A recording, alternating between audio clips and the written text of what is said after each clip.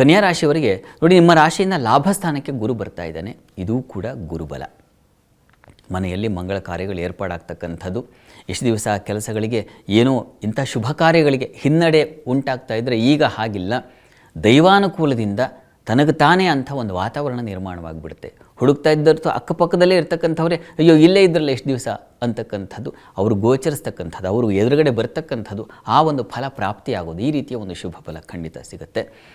ಲಾಭದಲ್ಲಿ ಗುರು ಸಂಚರಿಸುವಾಗ ಧನಿಕಃ ಅಭಯ ಅಲ್ಪತನಯ ಅಂತ ಹೇಳುತ್ತೆ. ಹೀಗಾಗಿ ಧನಿಕರಾಗ್ತಾರೆ ಅಂತ ಬಹಳ ಮುಖ್ಯವಾಗಿ. ಅವನು ಚತುರ್ಥಾಧಿಪತಿಯೂ ಹೌದು. ಸುಖಾಧಿಪತಿ ಲಾಭದಲ್ಲಿ ಸಂಚರಿಸುವಾಗ ಉದಾರ ಗುಣ ಅಂತ ಹೇಳುತ್ತೆ. ಸ್ನೇಹಿತರು ಬಂಧುಗಳಿಗೆ ಉಪಕಾರ ಮಾಡ್ತಕ್ಕಂಥದ್ದು, ಅವರಿಂದ ಪ್ರೀತಿ ವಿಶ್ವಾಸ ಗಳಿಸ್ತಕ್ಕಂಥದ್ದು, ಸ್ನೇಹಿತರ ಸಹಾಯದಿಂದ ಇನ್ನೇನೋ ಸಾಧನೆ ಮಾಡ್ತಕ್ಕಂಥದ್ದು, ಇನ್ಯಾವುದೋ ಸಾಧನೆಗೆ ಅವರ ಸಹಕಾರ ಸಿಗ್ತಕ್ಕಂಥದ್ದು, ಆ ರೀತಿಯಲ್ಲಿ ತುಂಬ ಚೆನ್ನಾಗಿದೆ. ಅಲ್ಲಿ ಸಪ್ತಮಾಧಿಪತಿಯೂ ಹೌದಲ್ವ. ಹೀಗಾಗಿ ಸಂಗಾತಿಯಿಂದ ಸಹಕಾರಗಳು ಲಾಭಗಳು ಸಿಗ್ತಕ್ಕಂಥದ್ದು. ಇಷ್ಟು ದಿವಸ ಮುಖ ಬೇರೆ ಕಡೆ ತಿರುಗ್ತಾ ಇದ್ದರೆ ಈಗ ಹಾಗಿಲ್ಲ.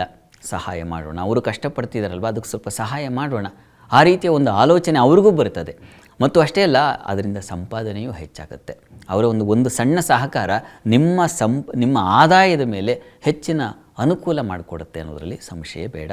ಮತ್ತು ವಿದೇಶ ಸಂಪರ್ಕಗಳು ಏರ್ಪಾಡಾಗ್ತಕ್ಕಂಥದ್ದು, ವಿದೇಶ ಚಟುವಟಿಕೆಗಳಲ್ಲಿ ಹಣ ಸಹಾಯ, ಹಣದ ಆದಾಯ ಹೆಚ್ಚತಕ್ಕಂತಹ ಸಾಧ್ಯತೆ, ಇವುಗಳನ್ನೆಲ್ಲ ಸೂಚಿಸ್ತಾ ಇದೆ. ಕನ್ಯಾ ರಾಶಿಯವರಿಗೆ ಈ ಗುರುಬಲ ಅಂತಕ್ಕಂಥದ್ದು ಒಂದು ವಿಶಿಷ್ಟ ಸಾಧನೆಗೆ, ಲಾಭ ಗಳಿಕೆಗೆ ಮಹಾದಾರಿ ಆಗುತ್ತೆ ಅನ್ನೋದರಲ್ಲಿ ಯಾವುದೇ ಸಂಶಯ ಬೇಡ. ಮುಖ್ಯವಾಗಿ ನಿಮ್ಮ ಆಲೋಚನೆಗಳು, ನಿಮ್ಮ ಯಾವ ಹೊಸ ಆಲೋಚನೆಗಳು, ಹೊಸ ಕಾರ್ಯತಂತ್ರಗಳು, ಇವುಗಳನ್ನು ರೂಪಿಸುವಲ್ಲಿ ಹಿರಿಯರ ಮಾರ್ಗದರ್ಶನ, ಗುರು ಸಮಾಧಾನ ಮಾರ್ಗದರ್ಶನ, ಅವರ ಸಲಹೆ ಸೂಚನೆಗಳು ಸಿಗ್ತಕ್ಕಂಥದ್ದು, ಅದರಿಂದ ನಿಮ್ಮ ಆದಾಯ ಒಂದು 10 ಪಟ್ಟು ಜಾಸ್ತಿ ಆಗ್ತಕ್ಕಂಥ ಸಾಧ್ಯತೆ ಇದನ್ನು ಸೂಚಿಸ್ತಾ ಇದೆ.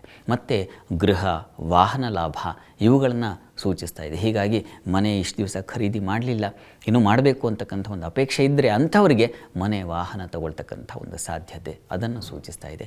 ನಿವೇಶನ, ಕನಿಷ್ಠ ಒಂದು ಸಣ್ಣ ಸೈಟು ಇರಲಿಲ್ಲಪ್ಪ, ಅದನ್ನು ಮಾಡ್ತಕ್ಕಂಥ ಒಂದು ದಾರಿ, ಆ ಲಾಭ, ಗೃಹ ಲಾಭ, ನಿವೇಶನ ಲಾಭ ಇವುಗಳನ್ನು ಸೂಚಿಸ್ತಕ್ಕಂಥದ್ದು. ಮತ್ತು ವಿಹಾರ, ಪ್ರಯಾಣ, ಮನರಂಜನೆಯ ಮನೆಯಲ್ಲಿ ಕೂತರೂ ಒಂದು ಮನೋರಂಜನೆ ಉಂಟಾಗ್ತದೆ, ಅದರಿಂದ ಲಾಭ, ಮನಸ್ಸಿಗೆ ಒಂದು ಹಿತ, ಮುದ ಇವುಗಳನ್ನು ಕಾಣ್ತಕ್ಕಂಥ ಒಂದು ಸಾಧ್ಯತೆ ಖಂಡಿತ ಇದೆ. ಹೀಗಾಗಿ ಕನ್ಯಾ ರಾಶಿಯವರಿಗೆ ಒಂದು ವಿಶಿಷ್ಟ ಹಾದಿಯನ್ನು ಸೂಚಿಸ್ತಾ ಇದ್ದಾನೆ ಈ ಗುರುವಿನ ಸಂಚಾರ, ಗುರು ಸಂಕ್ರಮಣ ನಿಮ್ಮ ಪಾಲಿಗೆ, ನಿಮ್ಮ ಬದುಕಿಗೆ ಒಂದು ಹೊಸ ಹಾದಿ, ಸಂತೋಷದ, ಸಮಾಧಾನದ, ಸೌಖ್ಯದ ಹಾದಿಯನ್ನು ಸೂಚಿಸುತ್ತೆ ಅನ್ನೋದರಲ್ಲಿ ಸಂಶಯ ಬೇಡ. ವಿಶಿಷ್ಟವಾದ ಮಾನ್ಯತೆ ಮತ್ತು ಗೌರವ ಮತ್ತು ಪ್ರಶಂಸೆ, ಗುರುತರವಾದ ಜವಾಬ್ದಾರಿಗಳನ್ನು ನಿಭಾಯಿಸಿದ್ದಕ್ಕೆ ನಿಮಗೆ ಸಿಗ್ತಕ್ಕಂಥ ಪುರಸ್ಕಾರ ಇವುಗಳೂ ಕೂಡ ಸಂದಾಯವಾಗುತ್ತೆ.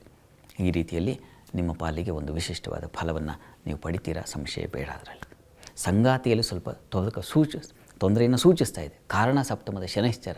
ಹೀಗಾಗಿ ಶನೈಶ್ಚರನ ಆರಾಧನೆ ಮರಿಬೇಡಿ. ಅದು ಸ್ವಲ್ಪ ಮಟ್ಟಿಗೆ ಚಿತ್ತವನ್ನು ಕೆರಳಿಸುತ್ತೆ. ತಾಮಸ ಗ್ರಹ ಸಪ್ತಮದಲ್ಲಿದ್ದಾಗ ಮನಸ್ಸು ವಿಕಾರವಾಗುತ್ತೆ. ಹೀಗಾಗಿ ಶನೈಶ್ಚರನ ಆರಾಧನೆ, ಆಂಜನೇಯನ ಪ್ರಾರ್ಥನೆ ನಿಮ್ಮ ಪಾಲಿಗೆ ಈ ಉತ್ಕೃಷ್ಟ ಫಲವನ್ನು ಅನುಭವಿಸೋ ಹಾಗೆ ಮಾಡುತ್ತೆ.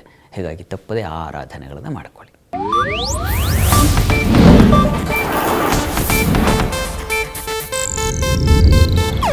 ಇದು ಏಷ್ಯಾನೆಟ್ ನ್ಯೂಸ್ ನೆಟ್ವರ್ಕ್ ಪ್ರಸ್ತುತಿ.